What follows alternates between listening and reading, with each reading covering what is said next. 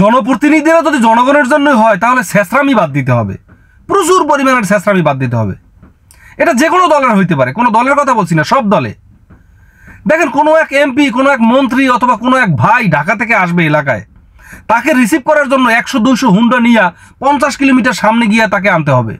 এবং সেইখানে মহড়া দিতে গিয়ে দেখেন পিছনে অনেকগুলো গাড়ি থাকে, লোকাল গাড়ি থাকে, অ্যাম্বুলেন্স থাকে, বাস থাকে, মাইক্রো থাকে, বহুত গাড়ি থাকে।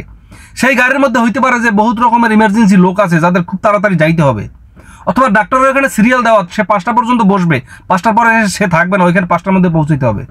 এখন এই গাড়িগুলোকেও তারা সাইড দেয় না, তারা এমন একটা মানে করে যে ভাইকে রিসিভ করতে আসতে, মানে এটা কত বড় পাও চাটা। এই ছেঁচড়ামিগুলো বাদ দিতে হবে।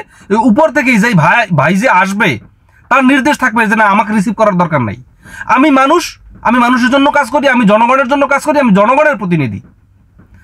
এইভাবে করে নির্দেশ থাকতে হবে।